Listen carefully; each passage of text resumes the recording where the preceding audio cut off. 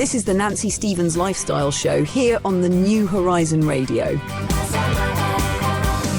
Welcome to the 20th episode of the Nancy Stevens Lifestyle Show. I can't believe 20 weeks have just absolutely flown by. A little bit about me: wardrobe weeder, wedding dress shopper, not for me but for clients, a water baby but only in a pool, no wild swimming for me, disastrous water swimming story coming up next week. And on today's show, I'm working with Waterstones, Dr Jack Mosley's book called Food Noise, Picture You Dead at Milton Keynes Theatre, Being a Scrubber, beauty tip, getting lost on a cross-country race in Africa, and my guests are Taylor Kenyon and Alex Forny from the plays The Thing.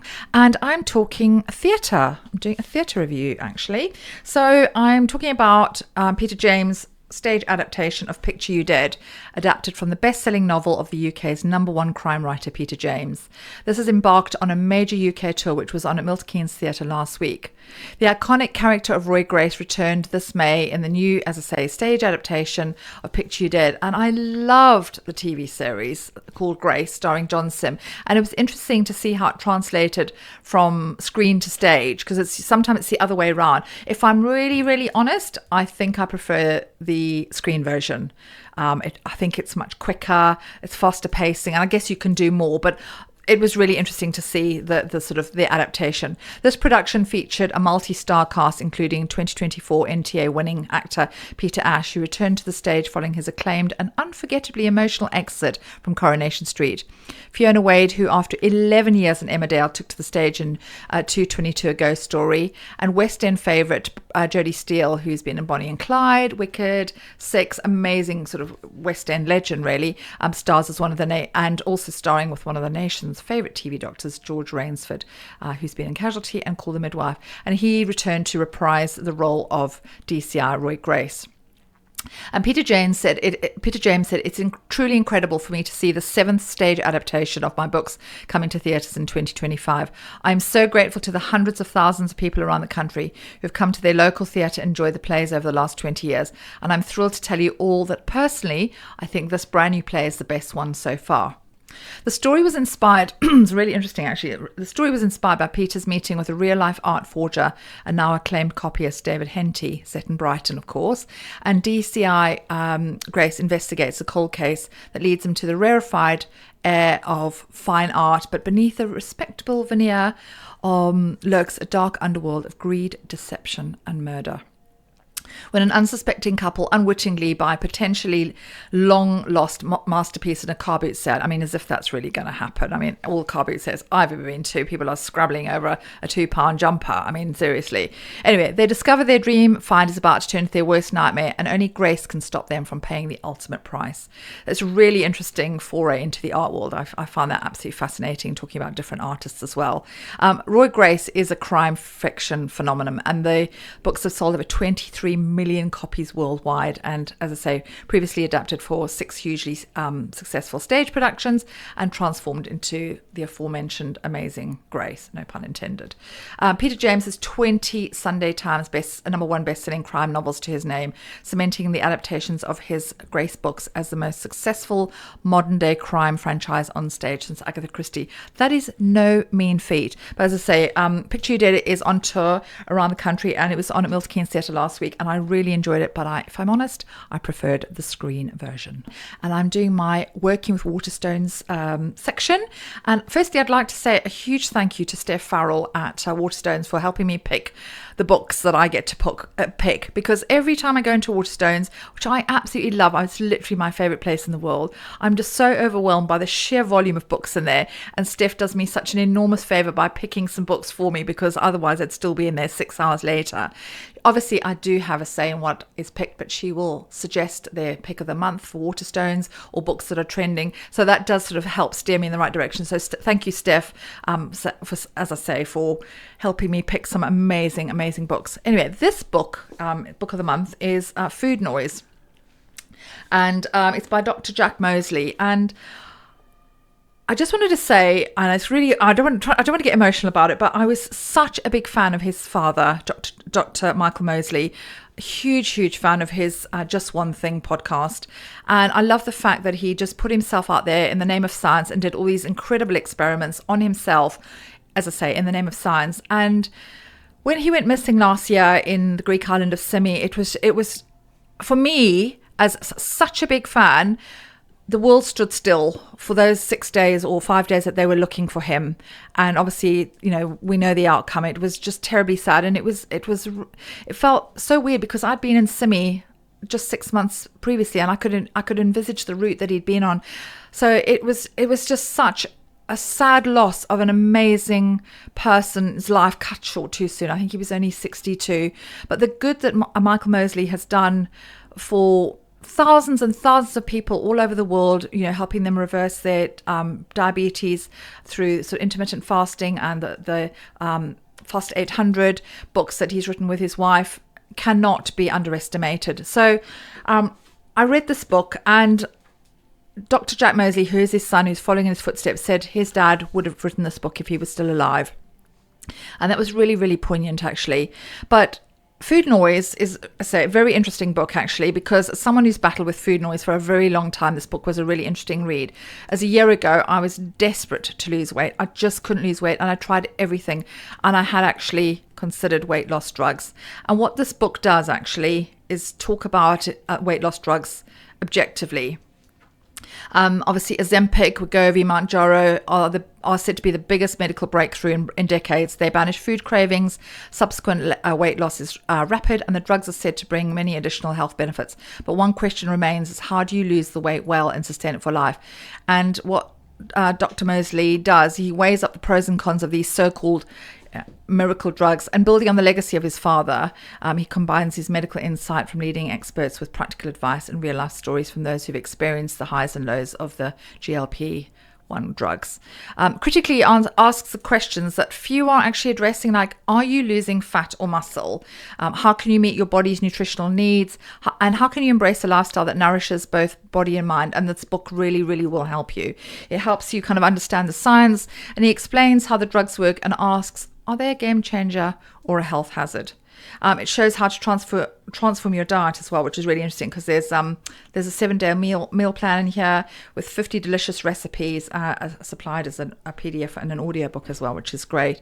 But Tim Spector, founder of Zoe, has said, is it a miracle or a menace? Everyone should read this great book. And Dr. Chris Van Tollecken, of whom I'm a huge fan, who wrote Ultra Processed People, said this is a superb book for anyone who's considering taking or talking about the new weight loss drugs. In other words, all of us. It's a real eye-opener. As I say, it doesn't feel like he's peddling the drugs. He's just saying this is what can happen and this is why you should do X, Y, and Z. So it's a really objective read. And whether we like it or not, these drugs are here to stay. They are potentially solving an obesity crisis, but I think long term, I think they're creating another crisis, because I don't think what they're saying is that it's not dealing with why you're eating. So the food noise, when you're on the drugs, it turns the food noise off. It's that food noise is that constant buzz, that constant thinking about food. Where's my next meal coming from, even when you're still eating? So, they are here to stay, whether we like it or not. And I personally am very grateful that I didn't have to go down that route. And to be honest with you, I wouldn't have done it. But I can see why people do it. I can see where people get to that stage when they're absolutely desperate that nothing else will work. Diets don't work. We all know that. But I, as I said in previous programs, I found Slim Pod, and that was neuroscience, and that was retraining my brain to sort of think about food positively. And to be honest with you, I don't really even think about food at all. So, and also combined with Michael Mosley's intermittent fasting, that's how I've managed to sort of lose the weight that I put on. So, really, really helpful and slow way of losing weight. But if this is, if something that you're considering doing, taking this drug, Food Noise, which is available at Waterstones, Milton Keynes, is an absolutely excellent read. Welcome back to the Nancy Stevens Lifestyle Show here on the New Horizon. And I had such a positive response to last week's beauty tip that I've decided to do another one. This one is pretty well known within the beauty industry, but probably not so well known if you think exfoliation is something you just do with a normal scrub that you buy from Boots, for instance. So as I said at the top of the show, I said I'm a scrubber, and I know I could feel almost feel that eyebrows being lifted at that. But joking aside, dry brushing or scrubbing is the best form of exfoliation in my opinion.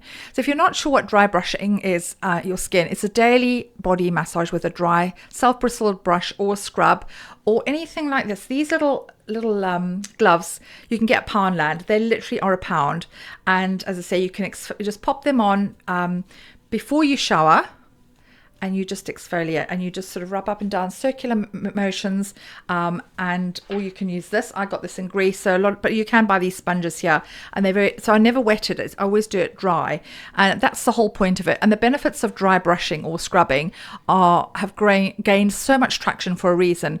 And the first one is detoxifying the skin. The mechanical action of dry brushing is excellent for exfoliating rough, dry skin, and dry brushing unclogs pores in the exfoliation process. It also helps to detoxify your skin by increasing blood circulation and promoting lymph flow drainage. So you're doing circular motions, particularly where you might be carrying sort of a bit of cellulite at the backs of your legs, and as we get older as well, cellulite can be a bit of a problem. But cellulite has no cure. There is no cure for cellulite. No matter what you read in all the beauty magazines, there is no cure. But all you can do is say dry scrubbing or drink loads of water. But I do believe that cellulite is actually hereditary. So if your mum's got it, you're more likely to get it, and even really slim people have it. So it's just one of those really unfortunate things. But as I say, this really, really does help. It's also really, really fantastic to stimulate the nervous system. And it actually sort of makes you feel quite invigorated, like a massage as well. It unclogs pores. It's easier for the body to sweat and eliminates toxins from your system as well. It gives your skin a much more radiant glow, because sometimes, particularly in the winter, when we're all covered up and we're wearing tights and boots and covered in sort of, layers and layers of clothes, and our skin never sees the light of day, let alone getting any vitamin D. Your skin can take on that kind of grey sort of pallor, and you can look just a bit kind of meh, especially, as I say, during winter. So we'll definitely give it a much more radiant glow, and will help your skin look sort of smoother and softer. Don't recommend using this on your face. Absolutely do not do that. If you're going to use a facial scrub, use a gentle facial scrub, and I personally would just maybe use something like this little glove from, I say, Superdrug or Poundland. Nothing as harsh as this, because that really would that's just too harsh for your facial skin. It's much gentler on your skin also than scrubbing in the shower. So hot water can inflame your skin and even sort of strips away the oils and the fats and the proteins that keep your skin healthy, and it also can cause sort of redness and itching. So brushing your skin while it's dry allows you to exfoliate and increase blood circulation without robbing it of moisture, as I say, the way that hot water in the shower can do. So as I say, you don't have to spend a lot of money. It's just such a great little thing to do. And if it's like brushing your teeth, just do it every single day just before you get in the shower. And I promise you that the results will blow your mind. I think sometimes the simplest things are the best. And as I say, I'm a huge fan of, call it dry brushing, scrubbing, whatever you want to call it. Honestly, it will make such a difference. So give it a go. I'd be really interested to know what you think. This is Tales of Africa. I think we're on part 5 or 6 now. I've forgotten actually, but I'm actually having real fun talking about my utterly bonkers childhood. So I want to talk about sport. Sporting DNA was in short supply when sporting DNA was handed out. I was literally last in the queue. My siblings excelled at sport, and any form of athletics was my idea of hell. So my siblings were brilliant.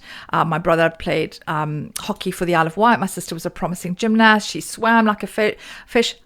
None of these things applied to me at all. So when athletics was, when I went to boarding school and athletics was compulsory, I was the person who tripped over hurdles, stopped shy of high jump in sheer terror, face planted in long jump, ending up with a mouthful of sand. And the idea of racing around a racetrack was total anathema to me. I could not see the point unless there was something at the end of it for me. The fact is that people just raced around. I just did not get it.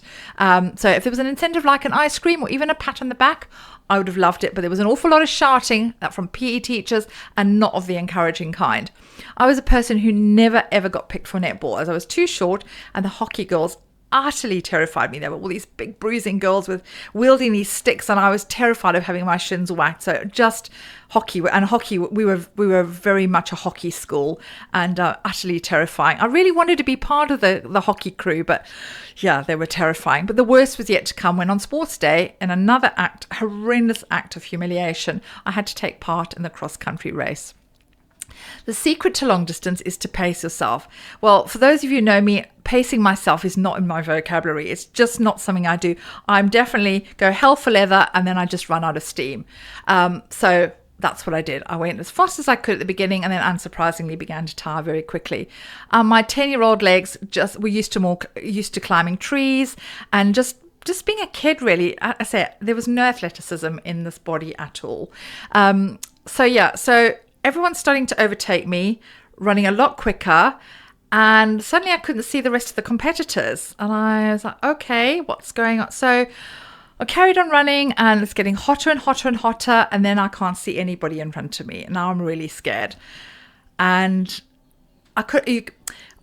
those were the days before, mobile phones or anything. I mean, I was only 10. I mean, it was the 1970s. We didn't drink water in those days. I mean, carrying water around like it's surgically attached to you. I mean, this bottle is literally my, this is my pacifier. I can't go anywhere. Everybody who knows me knows I can't go anywhere without my bottle of water.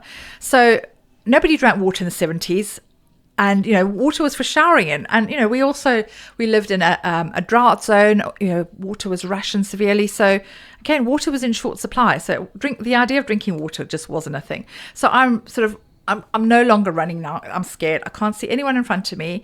It's getting later and later. And I can tell, I can't tell the time, but I can tell the sun is, no longer in the top of the sky. I know that it's getting lower and lower and lower. And I know that means that I've been probably running for a good couple of hours because the sun is nowhere near it was when I started. But I wasn't African enough to be able to tell the time, but I knew that, something wasn't great. Shadows were being cast. I felt like the trees were closing in on me, and it was really, really scary. Honestly, I was so thirsty and tired, but I'm carrying on. I made a pioneering stock. I'm just running my, just keep on keeping on, thinking, well, I must be near the end. I mean, I just don't know what was going through my head, actually, but I felt more and more sleepy. And then I started to cry, and I thought, I'm never going to see my family again. I'm actually going to die here out in the African wilderness. And I actually remember, I can actually now, it's giving me PTSD, thinking back to my 10-year-old self running, nobody in sight. For, I don't know, it felt like 3 or 4 hours. Maybe it wasn't. Maybe it was only half an hour. But when you're 10, you've got no kind of concept of time. But I was absolutely terrified. And then finally, I heard someone saying, Nancy Shaw, calling my name. And literally in the far distance, I could see people sort of coming towards me. And as party of adults who were calling out my name, it was an actual search party. I kid you not. Who goes on cross country and has to have a search party? Look for them. Nancy, of course. So, yeah, terrifying. I completely lost. I've been gone for over 3 hours. I think that's what they said in the end. How did I not die in the wilderness? I know it sounds very dramatic, but I actually could have died of dehydration or been bitten by a snake or, been abducted by, we were living in a bush, we were living in the bush there in a war zone. So I could have been abducted by terrorists. All sorts of things were going through my 10-year-old head. But yeah, it could have ended so differently. It was an absolute miracle that I was found. And as I say, if that didn't put me off athletics, I don't know what would. But yeah, next week, I nearly drowned. Welcome back to the Nancy Stevens Lifestyle Show here on the New Horizon, and I'm very excited to be talking to Taylor, Kenyon and Alex J.C. Forny. Taylor is playing Joe and Alex is playing Peter in Rosemary Hill's production of A Taste of Honey from the Plays a Thing. Welcome. Thank you for having us. Morning. Oh, it's so lovely to have you both on my show. And I just want to I'll do a little intro about both of you, and then we'll talk about this gritty northern drama that's going to be on next week at Stantonbury. So Taylor is an actor and writer who trained at the Manchester School of Theatre. She has had award-winning performances at Edinburgh, Birmingham and Buxton Fringe, and recognition as an emerging talent for Hay Festival's 2024 platform programme. She has also had work professionally published as both a playwright and a poet.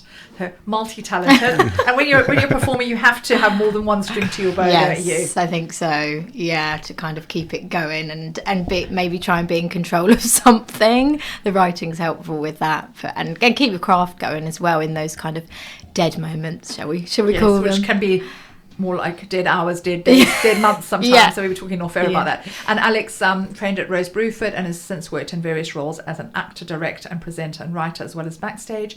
His last acting role being Graham in Alan Bennett's A Chip and the Sugar by the Plays the Thing Company.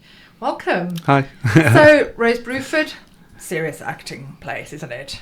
Yeah, it is. But ironically, actually, when I went to try and get into a drama school, it wasn't originally on my list. A friend sort of advised me, who had already been to audition, said, "Oh, I think you'll like this one." So I kind of snuck it onto my list and took something else off. And actually, when I went, I absolutely loved it. And so I was just lucky to get in, to be honest. I was quite happy. So, yeah. So we were talking off air about what a brutal profession performing is, though. So it's, this is not for the faint-hearted.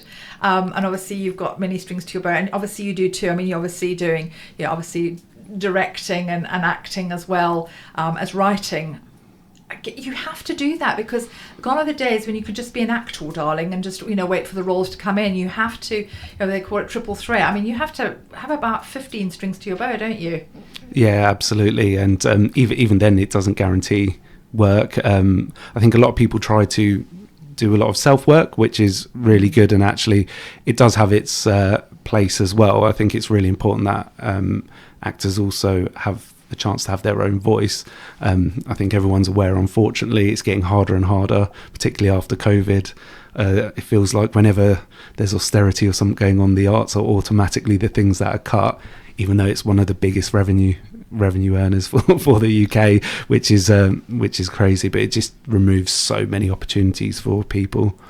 And the joy that it brings. I mean, for you as performers, I mean, obviously you were probably still training when COVID was on, was that correct? No, I trained before, okay. So I actually did miss it. I was quite lucky with that. Okay. I know a lot of people that were training within that period, and it really affected their showcases and their training as a whole. And I was very lucky that I did miss that period, because I graduated in 2017. So okay, I was just but obviously the industry then has changed and did change within that time after I graduated. So yeah, it's difficult, but not impossible. I think we've got to keep some positivity and optimistic. You have to. Absolutely. And the thing is, I mean, as someone as a consumer, I missed the theatre so much. Honestly, I felt that loss so keenly. But as performers, it must have been devastating for there's 3 or 4 years when you just couldn't do your practice your craft. Yeah, I think for me, because I always have done writing, but I think at that time I really was focusing on that, and that was kind of my way to focus on that side of me and the creativity and that side of my craft. I think I felt like I had to do that at that time, otherwise I don't know what I would have done monologues to myself, I suppose. And how did you cope? Yeah, pretty similar. Just wrote a lot of poetry, things like that. I think it was good also. I think it's good also just for your mental health, to be honest. Even if you're someone who's always wanted to write or do anything and not sure you even want it to go anywhere, it can just help just to get a few fun ideas down on a bit of paper, sort of get out your own head. Interesting. Yeah. And this play, not an easy play, set in 1950s Salford.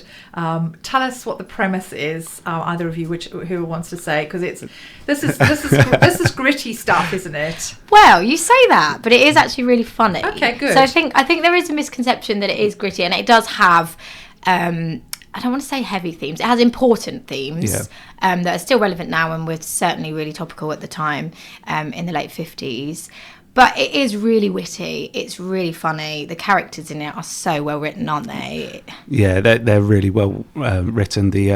One of the things that stands out to me, particularly when I'm sort of stepping back, when I'm not in a scene or a section, it's how natural the rhythms and pace are in the writing. It does feel like you could just be in a shopping centre and overhearing someone's conversation, just talking to each other. It has that real natural vibe about it. It has a really good rhythm to it. It's quite pacey, but yeah, it's got I would agree with Taylor, it's definitely more than gritty. It's witty and gritty. We'll go with that. Witty, I'm liking that. That needs to go on the poster. So tell me about the part that you're playing, Taylor. Jo, what is she the main character?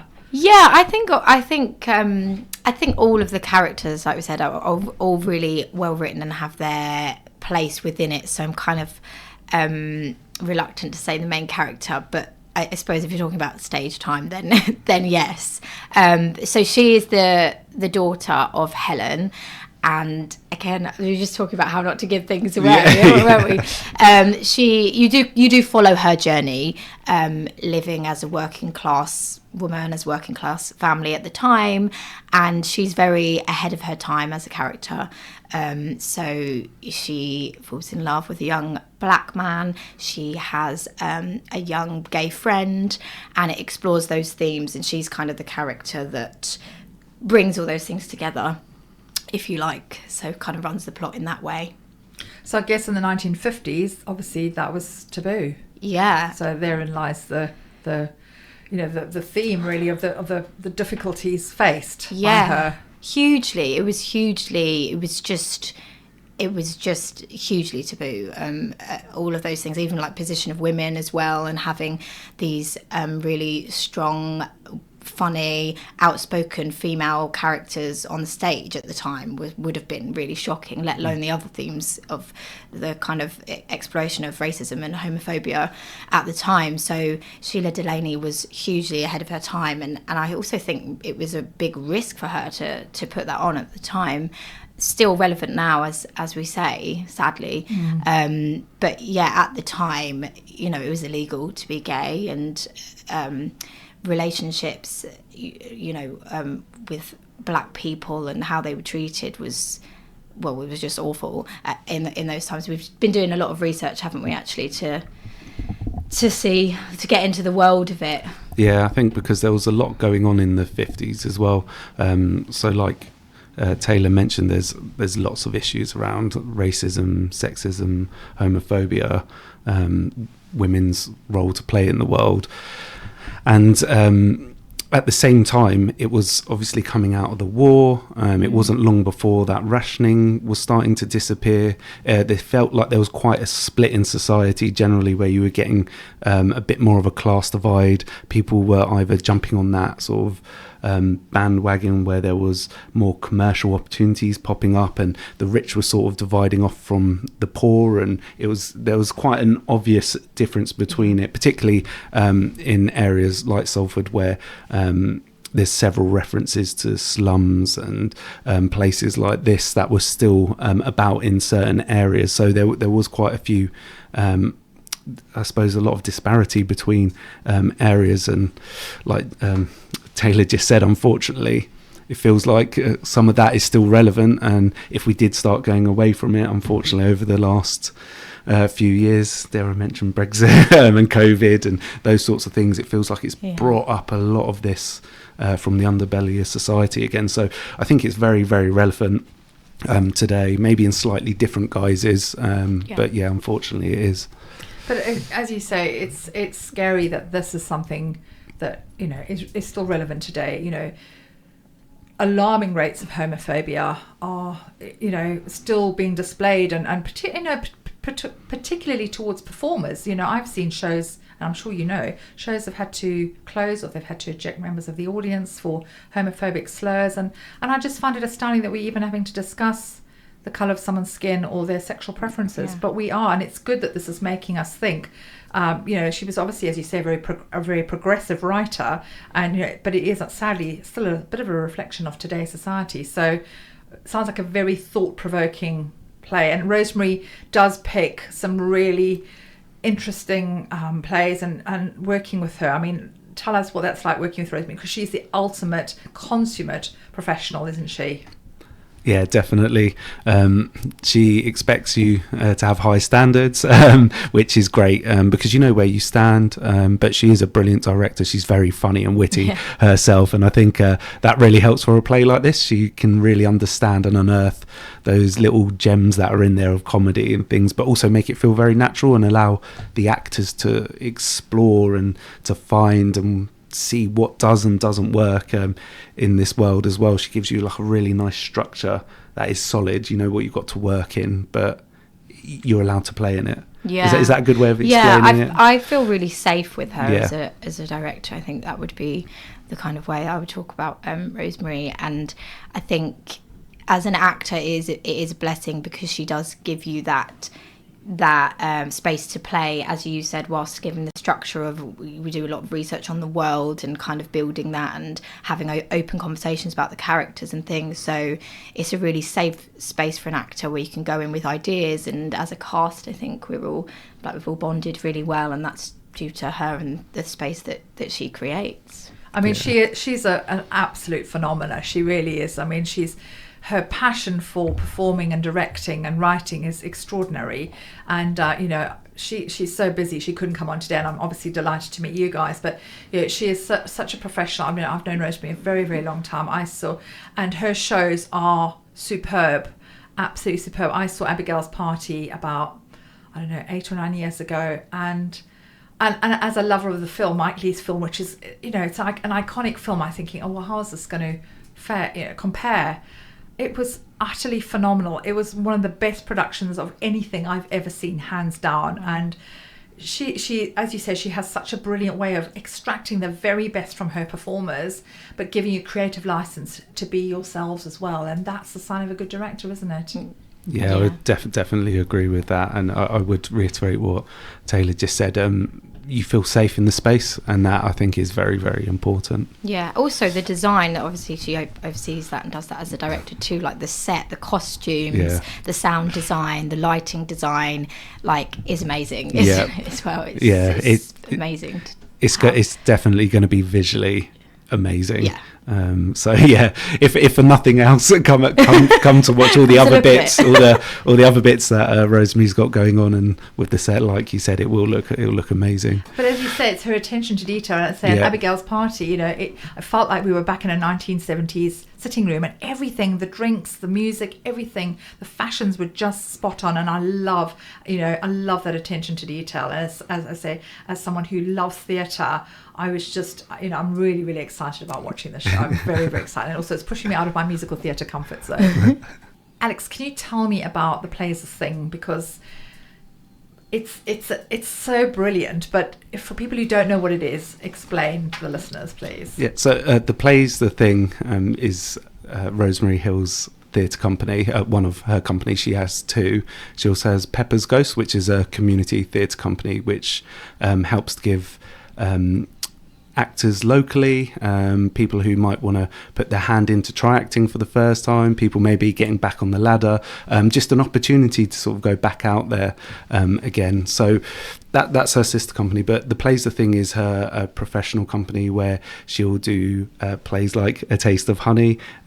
She's done lots of other different plays, but one of the things that is really important, I think, around the work that I've seen or been lucky to be part of with The Play's the Thing, is that Rosemary does look for gender parity. She wants to try and give everyone a voice, like Joe, I'm calling you by your character name now. You're doing something right. I have been trying really hard to call you Taylor the whole way through this. The show, that's the main thing. Yeah, absolutely. Like Taylor was saying earlier, the play that A Taste of Honey, it focuses on the main parts being women, which was really unusual at the time, still is unfortunately unusual. So she makes sure that she tries to give people a platform. She, every few years, creates an event called Taking the Stage. And last year it was at MK Gallery, and I went to one of the nights, and she gives a lot of local artists the chance to create some new writing, to do some works, get some amazing people down as well. So I believe they had a few boards each night, and they had the main person from Equity came down. There were so many people that came down. It was a great opportunity to listen to high profile people, but also give a lot of people that chance. And there was an evening where there was writing from the LGBTQ AI plus community as well. So she really does go out there to try and support everyone locally in Milton Keynes, different groups of people. So I think that is one of the key facts that probably to say about The Play's the Thing. Yeah, I say, and extremely professional, and she demands a lot of her performers, but then that is showcased when she puts on the most brilliant productions. She gets the best from you, doesn't she? She really does. Yeah, it's also a blessing for us as well, though, to have that be pushed for those high standards, and also to have plays like this, because it can be quite hard to, like, it's not that common that people put on these amazing plays nowadays. So to have these really layered and interesting characters to explore as well I'm really thankful for that. I think it's great. Yeah, no, I agree, and I think not only the chance to put on a play like this, but actually a chance for people to come and see a play like this. And by that, I think we all realise, particularly since COVID, ticket prices have soared in theatre. It's making it so hard for people to access theatre, even just from an audience point of view. Whereas Rosemary always tries to keep the ticket prices as low as she possibly can. I think for this show they're £15 or something like that. And then there's a concession price. So where I know people look at the West End and they go, how much? And like some tickets start at like £100 nowadays, and it's an extortionate amount. So there are things locally. There are some really good, top-notch professional things, like with the Plays the Thing, where Rosemary really does care about giving that platform to people, not just to have their voice heard, but to come and watch and experience as well by keeping ticket prices low. Absolutely, and as you say, I mean, ticket prices are obscene now. I mean, I love the theatre. I'm lucky because I'm press, so I get invited to shows, and I don't have to pay. But when I'm going to London and I'm having to pay, put my hand in my pocket, it makes me feel ill, you know, and you almost end up choosing a show based on the fact of affordability. And I mean, when did that become a thing? You know, you should be going to see a show because you want to see it, not because of, you know, how much you can afford. I mean, we went to see Imelda Staunton in Hello Dolly last year.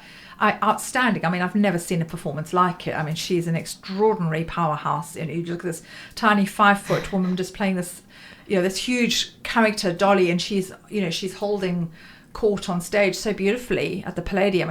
It's a beautiful theatre, but the tickets were £150-200 each, and that, you know, for one night's entertainment is wonderful, and I'll remember that for the rest of my life. But my bank balance is still recovering. You know, it's ridiculous. Yeah, it's obscene, and also it just means that there's a whole audience that you're never going to reach because they can't afford that. So it's just completely inaccessible to certain working classes and young people that will never get to experience theatre because they can't afford it, and that's not what it should be, and that's not what it should be about. You know, it's just crazy. Theatre should, as you say, should be for everybody. I mean, that's how theatre started centuries ago, you know, playing to the masses, and, you know, everybody used to come together and it was a community thing, and that's what Rosemary is managing to do, but yet without compromising on the professionalism, which I think sometimes, you know, if tickets are less expensive, can be seen as a compromise with less professional productions. But we know that this is going to be absolutely top notch. Yeah. I'm very excited. We're talking about Taste of Honey, which is going to be on at Stantonbury next week, isn't it? Yes. Yeah, soon coming round. Yeah. And as actors, the audition process, I guess, is the best and the worst bits, isn't it, really? You know, my son's a performer. You go to auditions, you never hear again, or you get callbacks and you think, oh, I've got 3 callbacks, you know, I'm in, and then you just never hear anything. This is different though, isn't it? Yeah, very much so. So we talk about this a lot, actually.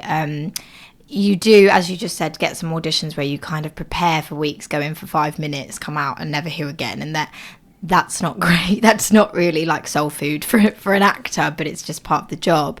But Rosemary, and I think Alex was saying earlier off air, because she's an actor, I think she really understands that process. And actually we had a whole audition day which was really fun, wasn't it? And we got to do improvisation, we got to explore the text, we got to bond with the other actors, and so that was really rewarding, kind of whether you get the job or not in itself. And Rosemary also always gives feedback whether you get it or not, and I just think that's just doesn't happen, and it's just amazing for actors to get that, because you can be left just thinking, well, what did I do wrong, and overthinking it. And, you know, and sometimes it's just nothing to do with that. It's just to do with how you fit with other people and all that. And it's just important that the actors can be told that, and Rosemary's really aware of that, isn't she? Yeah, absolutely. Because I think particularly the auditions where you feel like you've gone in and absolutely smashed it, and then you've heard nothing back, and it could be something just as simple as it was between you and someone else, thought you were both on the same level, but the other people that we ended up choosing for the other roles, this person fit better. It could be just something as simple as that, but it does take a lot of pressure off you. I think actors are their own worst critics as well. You start going round in your head going, oh, why did I not get it? Did I do that? Did I not do that? I should have done that. And those sorts of things. So I thought it's really nice that Rosemary does give the time to respond back to people. So it's not like notes, which are different. It's, you know, it's proper feedback. And that's practically unheard of, as you say. But as an actor, she knows how, you know, that all that soul searching and how much, you know, you sort of go into yourself as an actor and think, could I have done this better? Could I, you know, was something I said, is it the way I look? And, you know, that whole sort of navel gazing exercise, which is really, really unhelpful. And I've seen it with my son, just that whole, you say, callback after callback. And then, you know, you ring your agent, and the agent says, well, I don't know, you know, that's it. End of story. You just got to move on. You have nerves of steel. Yeah. I also think it's really important as well that she does these workshop days, because I feel like in certain areas of the industry, it's becoming more and more reliant on self-tapes and videos that you send in and things like this. And I think that's a little bit like interviews. Some people can really prepare well, but actually get them in a space. They might still be amazing, but actually they might have a really large ego or baggage or other things they bring into the space, and it can cause disruption to other people, and it just doesn't work with the other people in the space. So I think on the directorial point of view, it helps to have someone in a space, I think. But also from an actor's point of view, it also allows you to warm into it a bit like what you said, and it gives you that chance to get rid of those nerves and actually to grow in confidence and actually put your best self forward and give yourself really a good chance at getting something. So yeah, I do think it's really important that she gives that sort of platform as well. Yeah, I think it just links back to when we were talking about Rosemary earlier, about how she just really wants to get the best out of the actors, even from the auditions, from the word go, that's her aim. And she's not, you know, she's not like against you. She wants to get the best out of you, and she does that from the offset. She really does. And also, you mentioned off air, Alex, that you are dyslexic. How do you cope with, you know, learning lines and obviously great swathes of text? I mean, that's hard enough for anybody, but how do you do that with, you know, the extra pressure of word blindness? Yeah, so it can be difficult. So there's a few different things. If I'm already in a production and it's quite a heavy text, then I do a lot of research. I like to listen to people, to notes, to things like that. I have to learn it through hearing, so I normally have to get someone else to record it for me. And the reason I get someone else is I can guarantee I haven't missed the words when I'm recording it, because that does happen as well.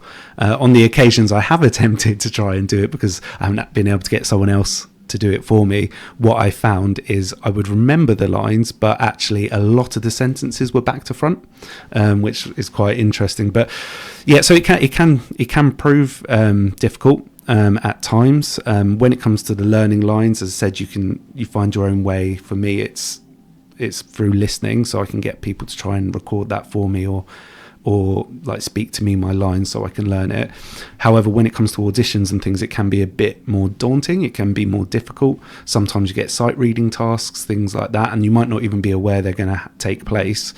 I think through doing various auditions, you sometimes get a feel as to whether or not it might come up. There might be a sight reading challenge. I've always asked for the text ahead. Some people oblige, some people don't. I can understand the argument against not giving it, because they don't feel if they're not giving it to everyone, then you might have a chance to prepare.